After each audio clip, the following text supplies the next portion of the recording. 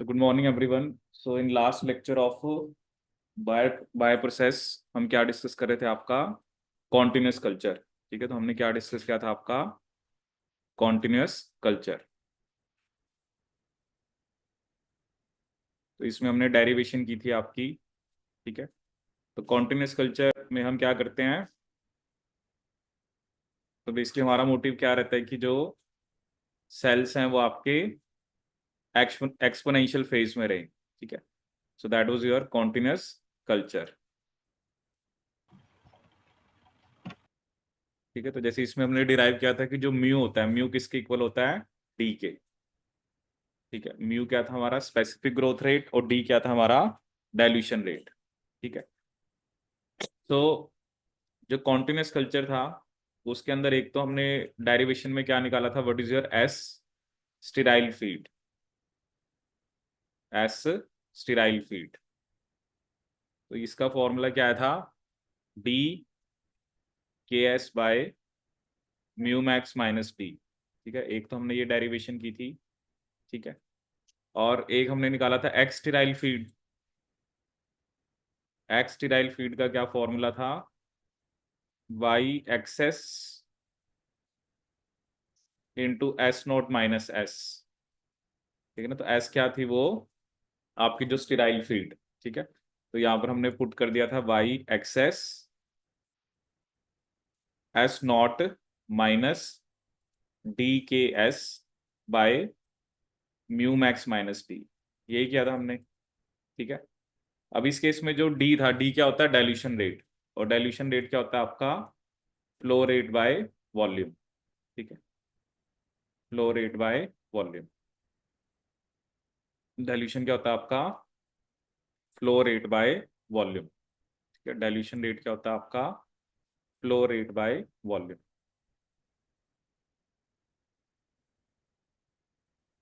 ठीक है, तो लास्ट लेक्चर में हमने इस पे बेस कुछ क्वेश्चन भी किए थे। ठीक है, तो एक्चुअली इसमें हमने क्या देखा था कि जैसे यील्ड तो क्या होता है कि कितना बायोमास बन रहा है सबस्ट्रेट यूटिलाइजेशन के ऊपर। ठीक है, तो वो हमें क्वेश्चन में गिवन होता है, और बेसिकली जो कितना सबस्ट्रेट आपका जो है वो, एक तो आपने इनिशियल फीड में कितना दिया, और बेसिकली उसमें से क्या हुआ कितना बच गया, तो ऑब्वियसली वो क्या रह गया जो यूटिलाइज हुआ है। ठीक है ना, एस नोट क्या था कि जो सबस्ट्रेट फॉर एग्जांपल आपने दिया, एस वो था जो बेसिकली आपका बच गया यूटिलाइजेशन के बाद, तो ऑब्वियसली कितना सबस्ट्रेट यूज हुआ है। ठीक है, तो ये हमने कर लिया था आपका। अब इसके अंदर बेसिकली जो जो कॉन्टिन्यूस कल्चर का मोटिव क्या होता है कि हमें सेल को, जो सेल का नंबर है वो बेसिकली क्या रखना है, सेम रखना है। ठीक है, कि कांस्टेंट रखना है। ठीक है, तो अभी हम डिस्कस करेंगे इसके अंदर कि जो क्या क्या पॉसिबिलिटीज हो सकती हैं कीमोस्टैट कल्चर के अंदर। ठीक है, what are the possible outcomes. ठीक है, तो यहां पर हम 3 पॉसिबल आउटकम्स की बात करेंगे। What are the 3 possible outcomes of chemostat culture, 3 possible outcomes of chemostat culture, of chemostat culture.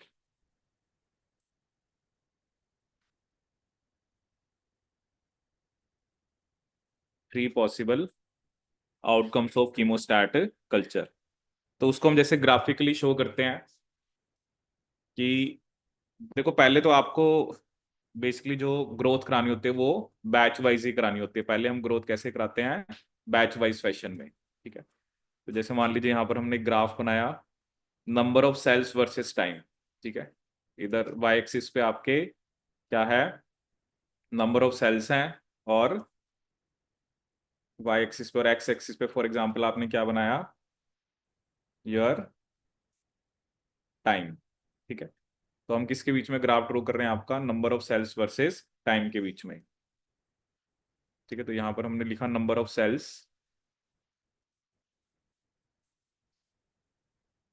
On y axis, और एक्स एक्सिस पे हमने क्या लिखा आपका टाइम। ठीक है, अब देखो क्या होता है कि जो सबसे पहले तो ऑब्वियसली आपने बैक्टीरिया को किस वे में ग्रो कराना है, बैच वाइज फैशन में। ठीक है, जैसे मान लो आपके पास एक इनिशियल नंबर ऑफ सेल हैं एक्स नॉट, और वो बेसिकली बैच वाइज फैशन में ग्रो कर रहे हैं। ठीक है। अब उसके बाद हमारे पास तीन कंडीशन हो सकती हैं। तो जैसे एक कंडीशन तो क्या होगी कि टाइम के साथ, जैसे एक सेल्स का नंबर आपने अचीव कर लिया कि टाइम के साथ चेंज नहीं हो रहा। दूसरी कंडीशन ये हो सकती है कि टाइम के साथ अभी भी जो सेल्स का नंबर है, ठीक है, वो फर्दर अभी इंक्रीज कर रहा है। ठीक है। और एक ऐसा हो सकता है कि टाइम के साथ नंबर ऑफ सेल्स क्या हो रहे हैं, डिक्रीज हो रहे हैं। ठीक है। तो ये इनिशियल नंबर ऑफ सेल है एक्स नॉट, क्योंकि पहले तो आपको सेल को बैच वाइज फैशन में ग्रो कराना है। बाद में जब आपको कॉन्टिन्यूस कल्चर में, हमारा मोटिव क्या रहता है कि जो एक एक constant number of cells maintain रहे। ठीक है। तो जैसे यहाँ पर तीन कंडीशन है, इसको आपने जैसे फर्स्ट लिख दिया, इसको आपने सेकंड लिख दिया और इसको आपने थर्ड लिख दिया। ठीक है। तो इसमें लिखिए, पहले एक पॉइंट लिखिए, the first, so you can write at first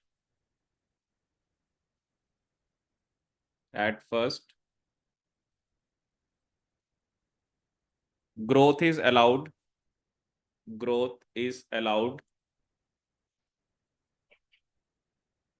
to proceed, at first growth is allowed to proceed, to proceed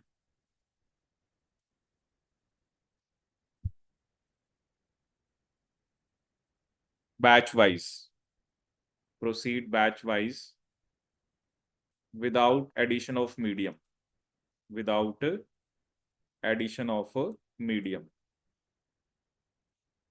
without addition of medium,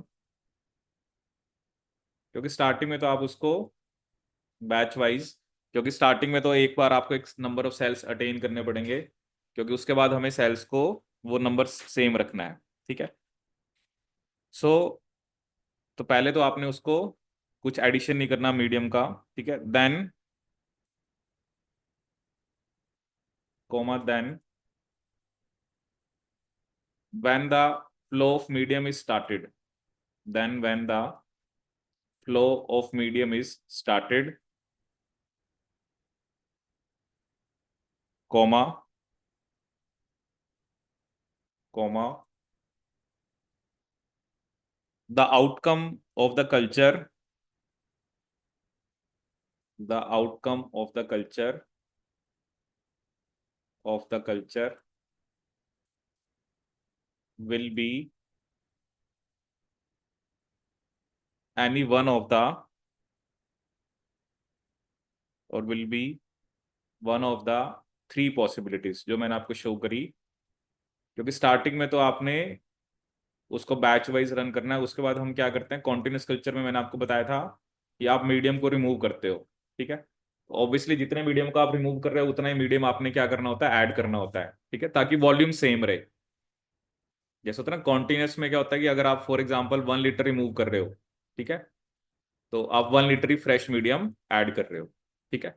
तो 1 लीटर जो आप रिमूव कर रहे हो उसमें कुछ सबस्ट्रेट भी होगा, उसमें में भी कुछ सेल्स भी होंगे, उसमें प्रोडक्ट भी होगा। वो तो चलो, क्योंकि वो तो आप फर्मेंटेशन मीडिया से कर रहे हो।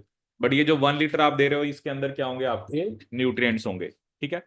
सो अब देखो क्या होता है ना, आप चलो आपने तो कह दिया कि हमने फ्लो ऑफ मीडियम स्टार्ट कराना है, पहले तो आपने कुछ ऐड कर नहीं रहे, पहले तो एक बार आप उसको बैच वाइज होने दो, क्योंकि आपको पता है कि यहाँ पर एक्सपोनेंशियल फेज जो है वो खत्म हो जाता है।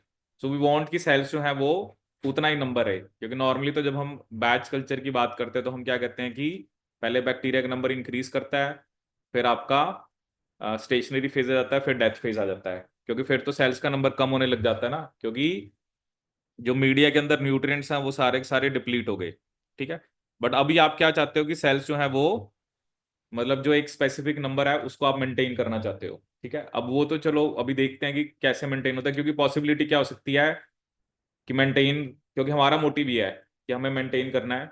ऐसा भी हो सकता है कि सेल्स का नंबर और बढ़ने लग जाए, या सेल्स का नंबर क्या होने लग जाए, कम होने लग जाए। ठीक है। अब देखो पहली पॉसिबिलिटी क्या है, जो पहली है, इसमें सेल्स का नंबर क्या हो रहा है, कम हो रहा है। सेल्स का नंबर क्या हो रहा है, कम हो रहा है, जो फर्स्ट है, फर्स्ट हमारा ये है। तो इसके अंदर क्या है, जो रेट ऑफ वॉश आउट है, ठीक है, so the rate of wash out exceeds the growth rate, the rate of washout exceeds the growth rate। कि जो वॉश आउट का रेट है वो किसको एक्सीड कर रहा है, आपके ग्रोथ रेट को। तो क्या मतलब हुआ इसका, ऑब्वियसली देखो क्या ना, आप मीडिया को जो मतलब प्रोवाइड कर रहे हो, तो बेसिकली हम क्या चाहते हैं कि सेल्स का नंबर क्या रहे, एक कांस्टेंट रहे। अब देखो क्या हो रहा है ना कि अगर तो वॉश आउट का रेट ज्यादा है, कि मतलब सेल्स फॉर एग्जांपल रिमूव ज्यादा हो रहे हैं, बन कम रहे हैं, ठीक है। अगर आप कह रहे हो कि आपने मान लो 500 सेल्स रिमूव करे और बने सिर्फ 200 300, तो नेट तो क्या होगा, सेल्स के नंबर क्या होंगे, कम होंगे, ठीक है। दूसरा इसके अंदर क्या आपका जो बेसिकली जो रेट ऑफ वॉश आउट है, ठीक है, the initial rate of wash out, the initial rate of wash out of the biomass, rate of washout of the biomass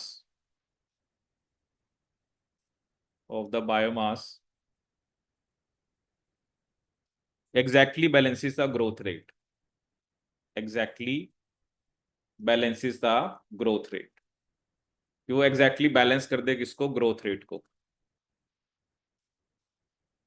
मतलब क्योंकि देखो क्या होता है ना, हमने जब बैच कल्चर पढ़ा था, तो एक्सपोनेंशियल में तो म्यू क्या होता है आपका, म्यू मैक्स होता है। म्यू किसके इक्वल होता है, म्यू मैक्स के।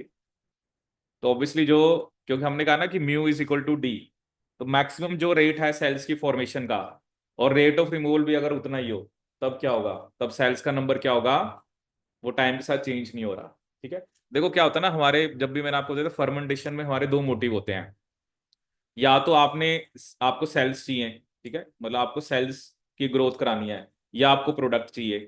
तो ऑब्वियसली क्या है ना, सेल्स तो ग्रो हो ही रहे हैं। अब ये है ना कि बैच कल्चर में तो क्या होता है कि एक बार हमने फर्मेंटेशन स्टार्ट करी, लास्ट में हम सेल्स को निकालेंगे। अब इसमें हम क्या कर रहे हैं, सेल्स को निकालते भी जा रहे हैं, तो हमें सेल्स मिलते भी जा रहे हैं और नए सेल्स बनते भी जा रहे हैं, क्योंकि हम फर्मेंटेशन को कॉन्टिन्यूसली रन करना चाहते हैं कि जो सेल्स हैं हमें कॉन्टिन्यूसली मिलते रहे, ठीक है। तो क्या हो रहा है, जब आप मीडियम को निकाल रहे हो तो सेल्स बाहर आ रहे हैं, ठीक है, ठीक है। और उसी जिस स्पीड से आप सेल्स को निकाल रहे हो, उसी स्पीड से सेल्स बन भी रहे हैं, तभी तो इक्वल रहेगा ना। अगर आपने कहा कि इतने इतने टाइम में आपने इतने सेल्स को निकाला, तो उतने टाइम में उतने सेल्स बन भी जाने चाहिए, तभी तो वो क्या रहेगा आपका, मतलब उसमें सेल्स का नंबर जो है वो टाइम के साथ चेंज नहीं होगा, ठीक है। तो यही हमारा मोटिव होता है, क्योंकि इसमें तो नंबर क्या हो रहा है, कम हो रहा है। अब इसमें तो क्या हो ना, अगर आप एक एक एक टाइम ऐसा आ जाएगा ना कि आप सेल्स को रिमूव तो करते जा रहे हो, क्योंकि जो एक टाइम तो ऐसा आ जाएगा, फिर आपके सेल्स रह ही नहीं जाएंगे। क्योंकि अभी आप क्या कर रहे हो कि आपने पहली बार रिमूव, हर बार जब आप फ्रेश मीडियम को ऐड कर रहे हो, क्योंकि उसका जो रेट है वो बेसिकली क्या है, जो रेट ऑफ वॉश आउट है वो ज्यादा है as compare to growth rate. Each and every time you are removing the media, so you are removing the more number of cells. बर्न कम रहे हैं, रिमूव ज्यादा कर रहे हो, तो एक टाइम के बाद तो क्या होगा कि आपके जो सेल्स हैं वो खत्म ही हो जाएंगे, क्योंकि बर्न कम रहे हैं ना। अगर तो रिमूव भी उतने हो रहे हैं, बर्न भी उतने रहे हैं, तो वो इक्वल रहेगा। और अगर आपके बर्न ज्यादा रहे हैं, रिमूव आप कम कर रहे हो, तो सेल्स का नंबर इंक्रीज करेगा, ठीक है। तो ये मैंने आपको बताया था ना, ये हर एक ऑर्गेनिज्म को वैरी करता है, क्योंकि म्यू सबका अलग अलग है। अगर आप अलग अलग माइक्रोब्स को ले रहे हो, उसके हिसाब से हमें देखना होता है कि किस रेट से हमें डाइल्यूशन करनी है, ठीक है। अब तीसरा कंडीशन इसमें क्या बताइए आपको, कि जब जो रेट ऑफ वॉश आउट है, वो क्या आपका, जो rate of wash out of biomass, the rate of wash out of biomass, वो आपका कम है। बायोमास किससे लेस है, than the maximum growth rate,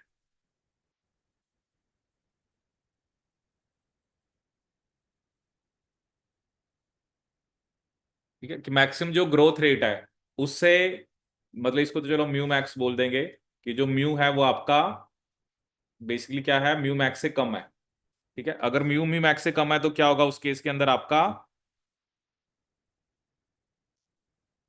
तो जो rate of wash out of biomass है, क्योंकि जिस रेट से आप रिमूव कर रहे हो वो कम है ग्रोथ रेट से, जो मैक्सिमम ग्रोथ रेट है, ठीक है। तो मतलब वही है कि म्यू को हमने डी लिखा था ना, मतलब एक तरह से आपका डाइल्यूशन रेट क्या है, वो आपका कम है, ठीक है, मैक्सिमम ग्रोथ रेट से। क्योंकि जब mu is equal to d होगा, तो वो कंडीशन है जब सेल्स का नंबर सेम रहेगा, ठीक है। अगर यहां पर आप क्या कह रहे हो कि जो रेट ऑफ वॉश आउट है, वो कम है, कि सेल्स रिमूव कम हो रहे हैं और बन ज्यादा रहे हैं, इसका मतलब क्या होगा, नेट नंबर ऑफ सेल्स क्या करेंगे आपके, इंक्रीज करेंगे। ठीक है, तो ये अलग अलग, जैसे मैंने आपको बताया ना, अलग अलग फर्मेंटेशंस के अंदर अलग अलग कंडीशंस होती हैं। ठीक है, जैसे इसमें मैं आपको एक कंडीशन बताता भी हूं, क्योंकि वॉश आउट तभी होगा जब आपका डाइल्यूशन रेट जो है वो म्यू मैक्स से ज्यादा होगा। ठीक है ना, वॉश आउट वाली जो कंडीशन है ना, क्योंकि अभी हम उसी को डिस्कस करेंगे कि वॉश आउट कब होगा। ठीक है, तो देखो क्या ना, आपको इसमें तो ये हमारा मोटिव ये है कि we want to keep the cells number same, ये कीमोस्टैट है।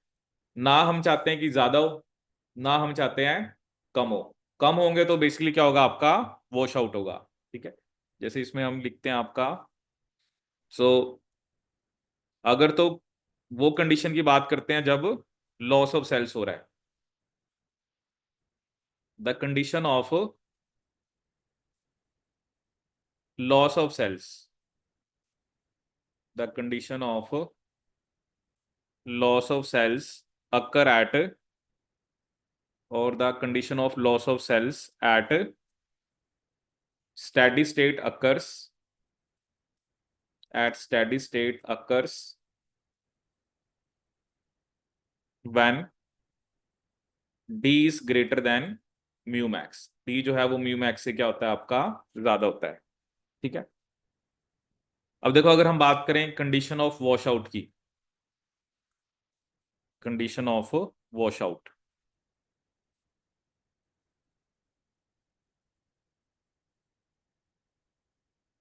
ठीक है, अब इसमें देखो जो हमने बेसिकली आपका क्या लिखा था, एक्स स्टीराइल फील्ड, कि जो सेल्स हमारे बनने चाहिए, एक्स स्टीराइल फील्ड का फॉर्मूला मैंने आपको क्या बताया था, y x s into s minus d के s by mu max minus d, यही फॉर्मूला था हमारा। ठीक है, अब क्या होता है कि अगर तो ऑब्वियसली आप वॉश आउट की कंडीशन है, तो इसका मतलब सेल्स क्या हो रहे हैं आपके, जीरो। मतलब ये जो नंबर ऑफ सेल्स हैं जब आप फीड दे ही जा रहे हो, ठीक है, तो सेल्स का नंबर क्या हो रहा है, क्योंकि वॉश आउट तो तभी होगा ना जब आप देख रहे हो कि एक टाइम के बाद सेल्स आ ही नहीं रहे हैं। ठीक है ना, क्योंकि आप सेल्स का नंबर कम होता जा रहा है। देखो ना, जो आप मीडियम रिमूव कर रहे हो, बात क्या है कि जितनी स्पीड से बन रहे हैं, ठीक है, जैसे आपके पास एक मीडियम है, फॉर एग्जांपल आपने उसके अंदर कह दिया, मतलब 1000 सेल्स हैं, कितने सेल्स हैं, 1000। ठीक है, अब हो क्या रहा है, जैसे हम 1 घंटे की बात करते हैं, मान लो 1 घंटे में बन रहे हैं 200, ठीक है, और रिमूव हो रहे हैं 400। ठीक है, अब क्या हुआ अगर हम फर्स्ट आवर की बात करें, तो फर्स्ट आवर में मान लो एक कितने बने, क्योंकि आप 1 घंटे बाद फॉर एग्जाम्पल डाइल्यूशन कर रहे हो, तो 200 बने तो 1200 हो गए, बट 400 रिमूव हो गए, तो नेट कितने रह गए, 800।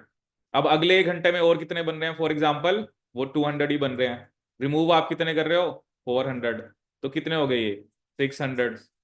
मतलब अगर 800 में 200 ऐड हुए तो 1400 रिमूव। आप देख रहे हो ना, नेट आपके पास 1000 था, 2 घंटे के बाद कितने हो गए, वो 600। अब दोबारा आप कह रहे हो कि आप 200 ही ऐड हो रहे हैं, 400 रिमूव हो रहे हैं, अब नेट कितने रह गए, 400। तो क्या होगा, एक टाइम के बाद क्या होगा, जैसे 1000 से 800, 600, 400, 200, और एक टाइम के बाद तो फिर जीरो हो गए। तो यही वॉश आउट वाली कंडीशन है, कि आप फर्मेंटेशन तो रन कर रहे हो, but the rate of removal of cells जो है वो rate of formation of cells से ज्यादा है। तो उस केस में वॉश आउट, तो नेट हमारा बाद में एक्स क्या हो जाएगा, हम वॉश आउट वाली कंडीशन की बात कर रहे हैं, तो उस केस में हमारा एक्स क्या हो जाएगा, जीरो। एक्स क्या हो जाएगा, जीरो। तो ये जो मेरे पास जो हमने डेरिवेशन करी थी, इसमें हम एक्स को क्या पुट करेंगे, जीरो, इसमें हम एक्स को क्या पुट करेंगे, जीरो। ठीक है,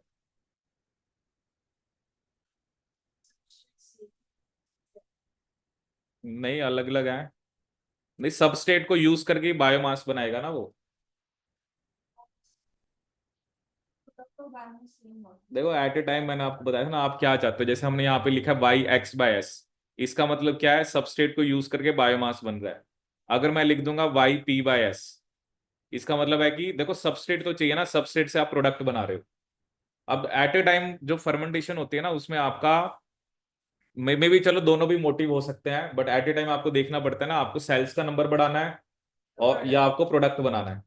जैसे कई बार कुछ फर्मेंटेशन ऐसी करनी है जिसमें हमें सेल्स को ग्रो कराना है, तो हम तो सेल्स, क्योंकि अभी जो हम जनरली बात कर रहे हैं हम सेल्स की बात कर रहे हैं, ठीक है। अगर आपको प्रोडक्ट बनवाना, देखो आना तो मीडियम से ही है ना।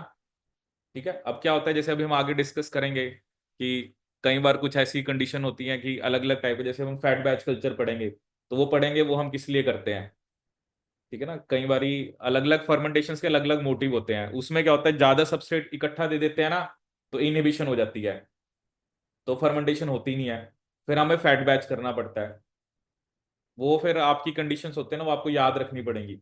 अभी तक तो चलो हमने जनरली बैच की बात करी है, एक बार आपने स्टार्ट करा और लास्ट में सेल्स को निकाल लो। इसमें क्या है, इसमें आप सबस्ट्रेट जो है, क्योंकि जो फर्मेंटेशन रन हो रही है तो सबस्ट्रेट तो यूज हो रहा है और बायोमास बन रहा है, बट सबस्ट्रेट तो आपने एक अमाउंट में ही डाला है ना, आप लेकिन चाहते हो कि कॉन्टिन्यूसली रन करें, तो हमें क्या करना पड़ेगा, हमें बेसिकली फ्रेश मीडियम प्रोवाइड करना पड़ेगा। ठीक है, फ्रेश न्यूट्रिएंट्स प्रोवाइड करने पड़ेंगे। अब हम इसमें क्या करते हैं कि मीडियम को निकालते भी रहेंगे और डालते भी रहेंगे। अब जो जो चीज हम फर्मेंटेशन जो हमारी ऑलरेडी चल रही है उसमें से जो निकाल रहे हैं, उसमें ऑब्वियसली बायोमास आएगा, कुछ सबस्ट्रेट भी आएगा, क्योंकि वो तो एक पूरा क्या है, आपका एक तरह से पूरा का पूरा मिक्सचर है ना। अगर प्रोडक्ट है तो प्रोडक्ट भी आएगा, फिर आप दोबारा मीडियम डालोगे तो फिर दोबारा सेल्स बनते रहेंगे, तो वो कॉन्टिन्यूसली आप रन करना चाहते हो। ठीक है। तो इसमें हमने इसलिए देखा था ना कि कॉन्टिन्यूस स्टैडी स्टेट का मतलब क्या होता है, स्टैडी स्टेट का मतलब क्या है कि मतलब सेल्स का नंबर जो है वो आप सेम रखना चाहते हो, that is steady state. Steady state का मतलब ये नहीं है कि कुछ हो नहीं रहा है, जैसे कई बार बच्चे सोचते हैं कि स्टैडी स्टेट का मतलब होता है इक्विलिब्रियम। इक्विलिब्रियम की एक सबस्टेट से प्रोडक्ट बना, प्रोडक्ट से सबस्टेट बन गया, फिर वो तो कुछ फायदा ही नहीं हुआ। ऐसा तो नहीं हुआ ना। स्टैडी स्टेट का मतलब क्या है कि आप सेल्स का नंबर सेम रखना चाहते हो। ठीक है, अभी हम ये डिस्कस करेंगे आगे ना, क्योंकि अभी थोड़ा आप फैट बैच पढ़ोगे तो आपको क्लियर होगा। तो स्टैडी स्टेट का मतलब क्या है, जैसे मैंने आपको ये बताया, सेल्स का नंबर। अब देखो सेम रह रहेगा क्या मतलब है, ये तो आप नहीं कह रहे हैं कि नए सेल्स नहीं बन रहे हैं। नए सेल्स कब बन रहे हैं, जब जब पुराने आप निकाल भी रहे हो, सेल्स तो बन ही रहे हैं ना। कोई चीज स्टैटिक स्टेट का मतलब तो इक्विलिब्रियम नहीं होता। इक्विलिब्रियम का मतलब होता है कि आपने, जैसे अब आपके पास कोई सबस्ट्रेट है, उससे आपने प्रोडक्ट बनवाया, प्रोडक्ट से सबस्ट्रेट बन गया, फिर वो तो कोई फायदा ही नहीं हुआ। तो स्टैटिक स्टेट का मतलब इक्विलिब्रियम नहीं होता है। स्टैटिक स्टेट का मतलब क्या है, जो कंडीशंस है वो आप कांस्टेंट रख रहे हो, कि जो सेल्स का नंबर है वही होता है ना, जो मेनली डाइल्यूशन रेट है, वो बेसिकली हमें बताता है कि किस रेट से हमें सेल्स को निकालना है और कितना हमें मीडियम ऐड करना है। ठीक है ना, जैसे हमने क्वेश्चंस भी करे थे तो उसमें आपने देखा था कि 50 लीटर मीडिया ऐड करना है, 100 लीटर करना है पर आवर। वो किस पे डिपेंड करेगा, कि जो आपका माइक्रोब है उसकी ग्रोथ कैसी है। ठीक है ना, अगर तो उसकी ग्रोथ मान लो फॉर एग्जाम्पल फास्ट है, तो आप चाहते हो कि आप जल्दी उसको रिमूव करो।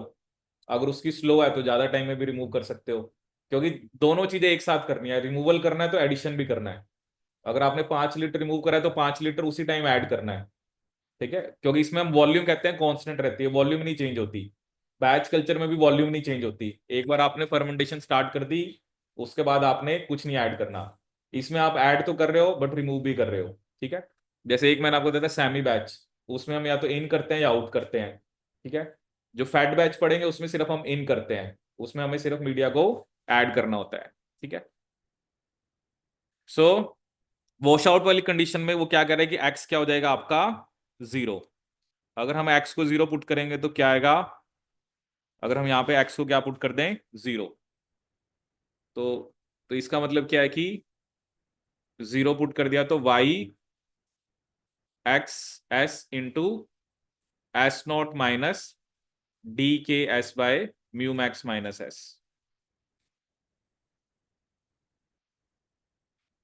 तो mu max minus D.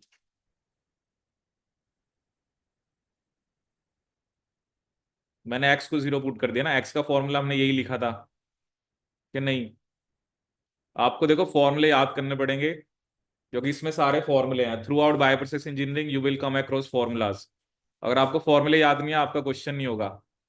Derivation मैंने आपको पहले ही बताया था, हम इसलिए करते हैं कि चलो आपको पता हो कि वो जो टर्म्स है वो कहाँ से आई है। एट द एंड तो आपको क्वेश्चन ही करना है। तो यहाँ पर इसको हमने क्या लिखा, zero is equal to y x s s not minus d के s y mu max minus d. ठीक है, ये फॉर्मूला आपको याद रखना है। ठीक है, तो ऑब्वियसली यहाँ से आप क्या कर सकते हो कि क्योंकि एस नॉट की वैल्यू हमने ये पहले ही लिखी है, तो यहाँ से आप क्या लिख सकते हो इसको,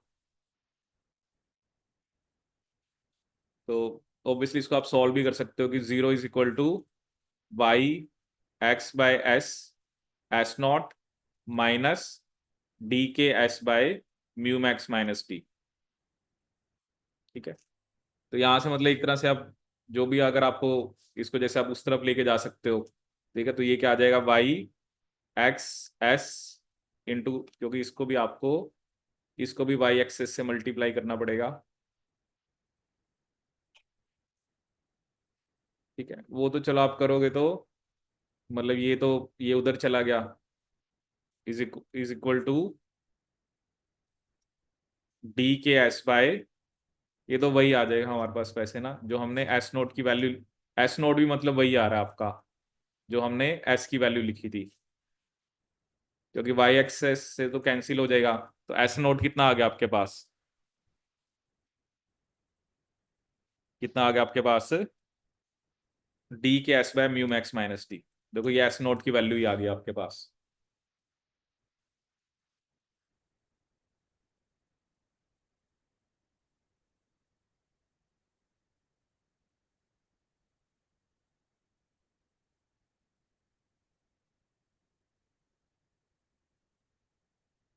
अब इसमें हम क्या लिखते हैं, जैसे इसको हम उधर ले जाते हैं एक बारी, तो mu max minus D into s not, ये किसके इक्वल आ गया आपका, डी के एस। ये किसके इक्वल आ गया, डी के एस।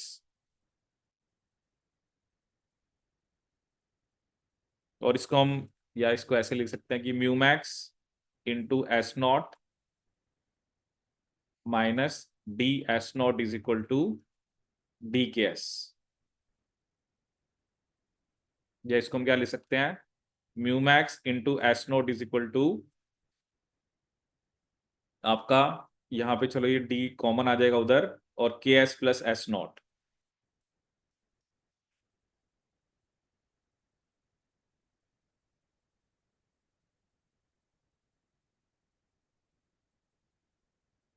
अब जैसे इसने एक कंडीशन बताई है कि ये जो एस नॉट है, अगर तो एस नॉट जो है वो बहुत ज्यादा है किसके कंपैरिजन में, के एस के। ठीक है, जैसे ये आपके पास यहाँ पे के एस प्लस एस नोट है ना, अगर तो आपका एस नोट बहुत ज्यादा है तो हम के एस को क्या कर सकते हैं, नेग्लेक्ट कर सकते हैं। तो उस केस में क्या होगा आपके पास, mu max into s not is equal to d into s not. तो एस नोट से एस नोट कैंसिल हो गया, तो म्यू मैक्स किसके इक्वल आ जाएगा, डी के। ठीक है, म्यू मैक्स किसके इक्वल आ जाएगा आपके, डी के। अगर ऐसा होगा तभी होगा ये, अगर आपका बेसिकली क्या है,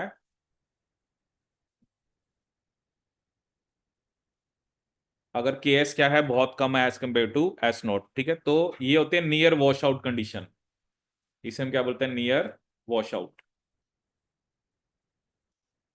लेकिन अगर आपका जो डी है, ठीक है, अगर हम यहाँ पे किसकी बात कर रहे हैं, जो डाइल्यूशन रेट है मैक्सिमम, अगर वो मेरा म्यू मैक्स से ज्यादा होगा, यही तो हम कह रहे हैं ना कि डाइल्यूशन रेट जो है वो ज्यादा है म्यू मैक्स से, तो उस केस में क्या होगा आपका, वॉश आउट। डाइल्यूशन का मतलब क्या है कि आप जिस रेट से मीडिया को बेसिकली क्या कर रहे हो, ऐड कर रहे हो। ठीक है, मतलब आप फ्रेश फ्रेश मीडिया जो ऐड कर रहे हो, अगर वो आपका म्यू मैक्स से ज्यादा है, उस केस में वॉश आउट हो जाएगा। ठीक है, that is your wash out condition. इसको आप लिख सकते हो वॉश आउट कंडीशन।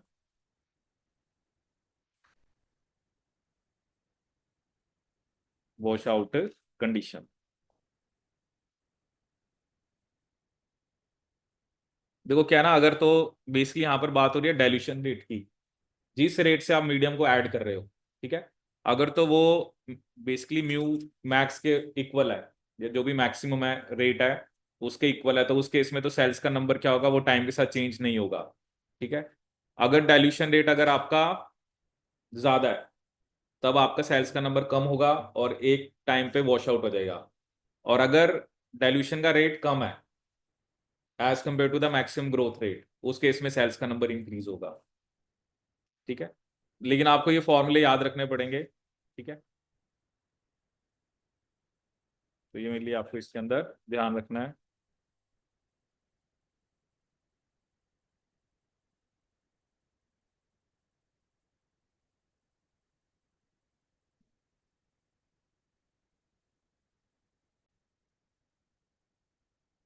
अब क्या क्वेश्चन दिया है, ये गेट 24 का क्वेश्चन है, which of the following factors can affect the growth of A microbial culture in A batch cultivation process.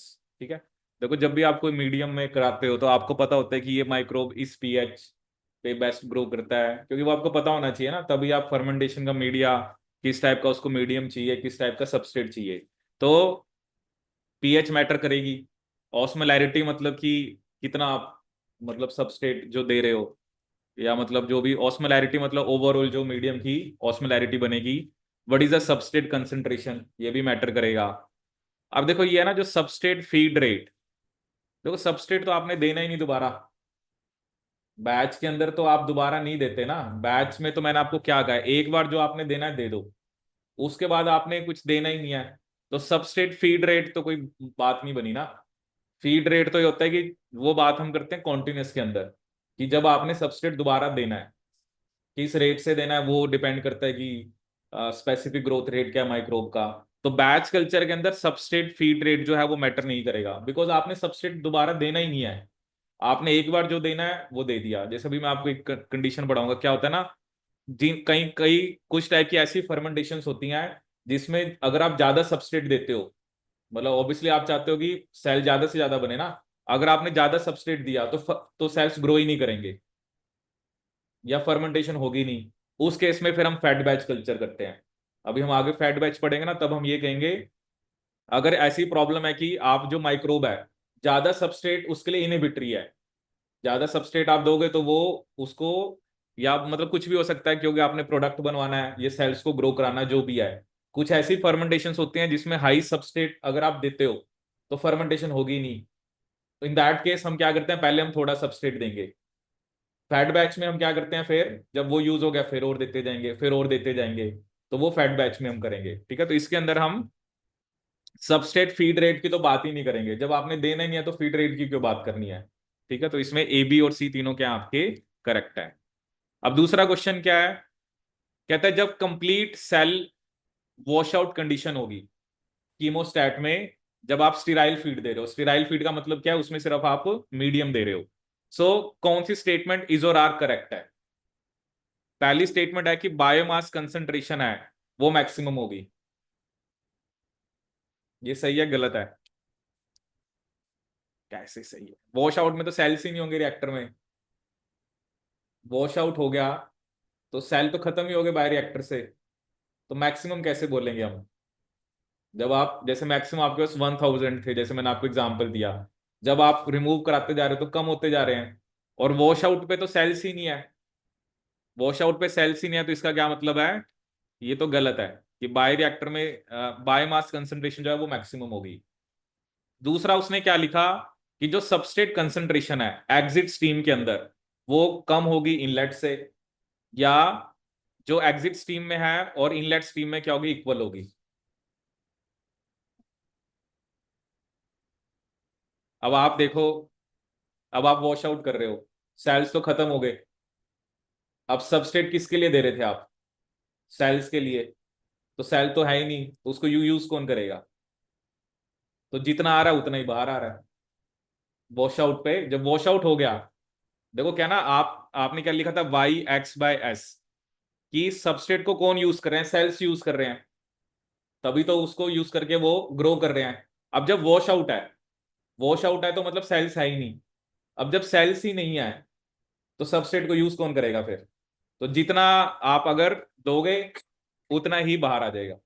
लिखा ना, the substrate concentration in the exit stream is equal to that in the inlet stream. देखो अभी आपने क्या कहा था, अभी आपने डेरिवेशन भी करी, हमने क्या कहा था कि जो एस स्टीराइल फीड है, हमने कहा था S not minus S, S note वो होता है जो सबस्ट्रेट आप देते हो, ठीक है, और एस मैंने आपको क्या बताया था, एस स्टीराइल फीड का क्या मतलब था, जो सबस्ट्रेट जो है वो आपका बच गया, यही था ना, एस नोट माइनस एस, ये जो हम लिखते हैं ना y(x)s into S, S note वो होता है जो सबस्ट्रेट आपने दिया, एस वो होता है जो बच गया, तो बाकी क्या हुआ, यूज हुआ।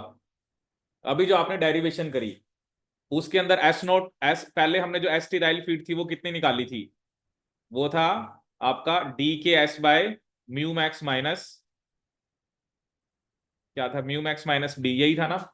और अभी जो आपने एस नोट भी निकाला है वो भी कितना निकाला है, डी के s by mu max minus D, तो दोनों इक्वल है ना। इसका मतलब क्या है, देखो क्या होता है ना, पहले तो आपने बैच कल्चर करना होता है, पहले तो आपने एक सबस्ट्रेट दिया, ठीक है। देखो मैंने आपको क्वेश्चन भी कराया था, इसलिए मैंने कहा था उस क्वेश्चन को समझो हो क्या रहा है। एक्चुअली होता क्या है, जैसे चलो मैं आपको एग्जांपल से समझाता हूँ इस चीज को ना, क्योंकि ये जो हमारे पास ये फॉर्मूला जो था, कौन से वाला, that is your x sterile feed. X sterile feed का क्या फॉर्मूला था हमारे पास, y x s into s not minus s, ये फॉर्मूला था। देखो ये फॉर्मूला हमें बताता क्या है, एक्चुअली क्या है कि एक्सएस क्या है, मान लो आपने कहा कि एक्सएस, जैसे हमने कहा कि 0.5 ग्राम पर ग्राम, अगर आप 1 ग्राम सबस्ट्रेट दे रहे हो तो 0.5 ग्राम बायोमास बन रहा है। ईल्ड का मतलब ये होता है, ईल्ड का मतलब क्या बताया था मैंने, what is the change in biomass with respect to change in substrate. ऐसा तो है नहीं ना कि 1 ग्राम सबस्ट्रेट लिया तो वो 1 ग्राम ही बायोमास बनाएगा, ठीक है, वो ईल्ड सबकी अलग अलग होती है, ठीक है। तो आप ये नहीं होता ना, आप कोई फर्मेंटेशन कराते हो तो जितना आपने सबस्ट्रेट दिया सारा प्रोडक्ट में कन्वर्ट होगा, ऐसा तो है ही नहीं। तो यहां पर हम क्या देखते हैं, कितना बायोमास में चेंज आ रहा है विद चेंज इन सबस्ट्रेट, ठीक है। अब देखो क्या, ये वाई एक्स फॉर एग्जाम्पल मेरे पास 0.5 है, ठीक है।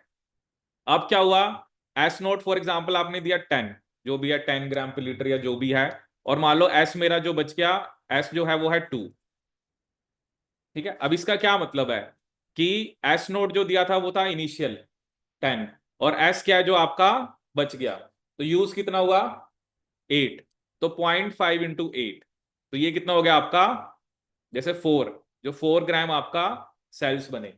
मतलब अगर उसने, देखो क्या ना, सबस्ट्रेट को हम बिल्कुल खत्म नहीं होने देते।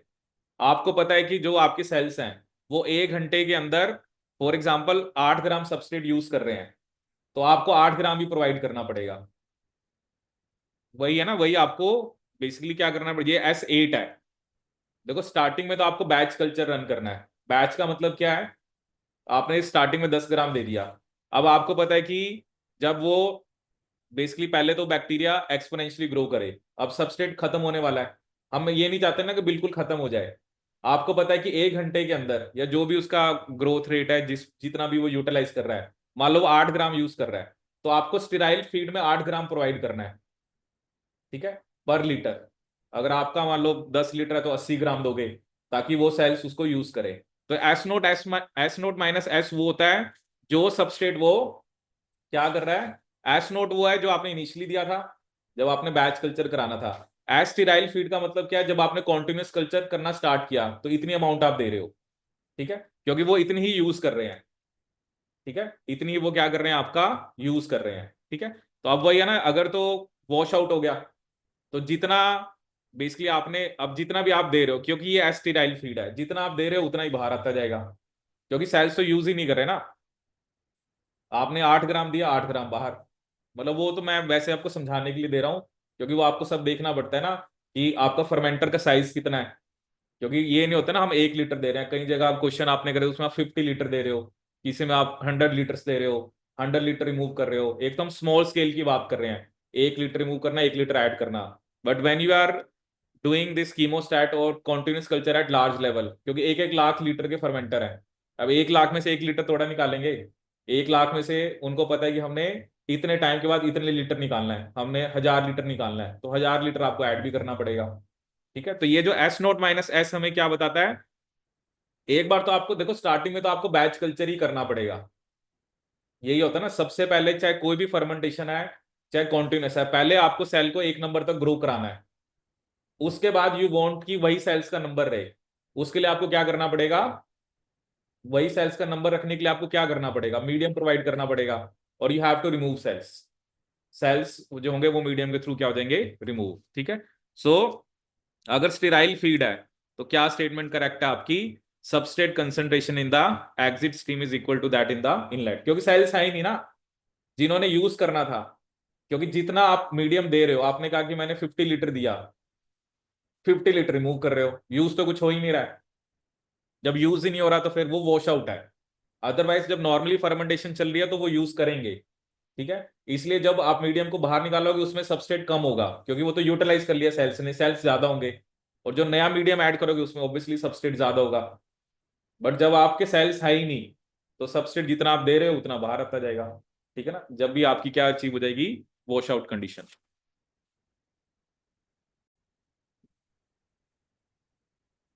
ठीक है, तो ये क्वेश्चन आया था आपके एग्जाम में।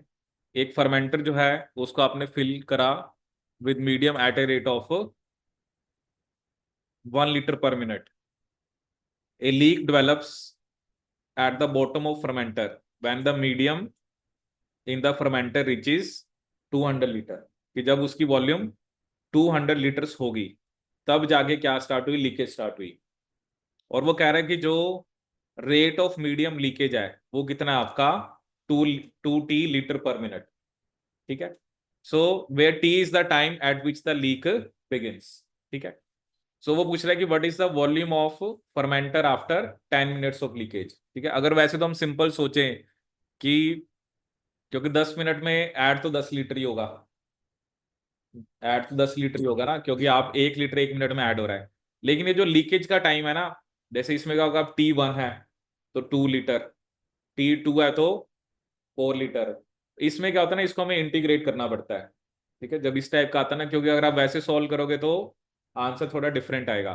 तो इस चीज को है ना, जो 2T.dt।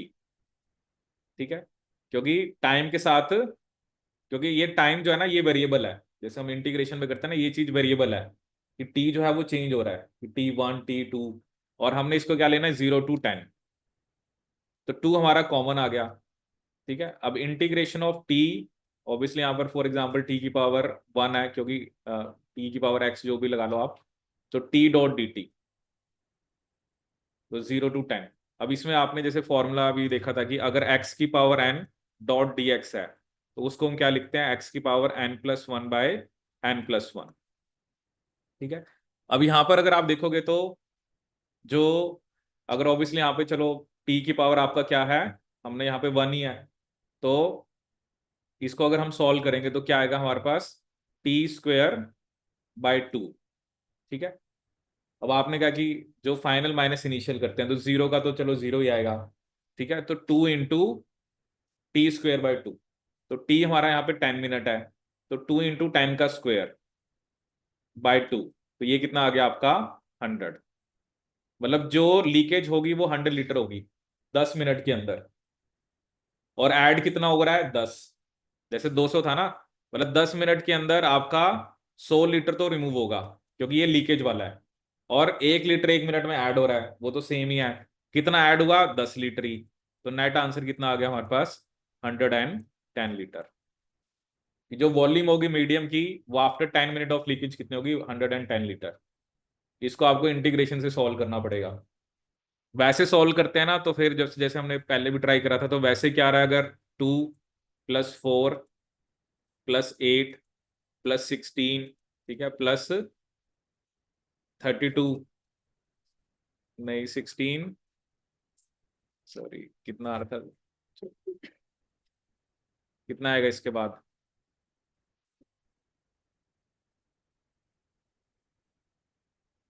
ये सॉरी उस फॉर्म में चलेगा ना, 2 मल्टीप्लीकेशन में ना। तो 2 1 क्या था, 2, 2 2 जा 4, 2 3 जा 6, फिर आपका 8, फिर आप लिखोगे 10 12 14 16 18 और 20। ऐसे जब हम कर रहे हैं ना तो ये बेसिकली आपका ज्यादा आ रहा है, 2 4 6 12 20 30 40 42 56 56 और 16 72 और 18 90 और 20, ये खुद ही 110 आ रहा है। तो इसी में ना इसको ना आप ऐसे ही करना पड़ेगा, आपको इंटीग्रेट करना पड़ेगा। ठीक है, तो इंटीग्रेशन से ही होगा, क्योंकि ऐसे आंसर जो है वो चलो चेक करना, क्योंकि ऐसे क्या आ रहा है, ऐसे रिमूव ही कितना दिखा रहा है, वो 110 होगा। अब 110 रिमूव हो गया तो उस केस में फिर हमारा आंसर 100 लीटर आएगा, क्योंकि 10 ऐड हुआ है। तो इसको हमें इंटीग्रेशन से ही सोल्व करना पड़ेगा। तो कोई नहीं, सिंपल सा ही फॉर्मूला है, x⁻n+1/n+1। ठीक है।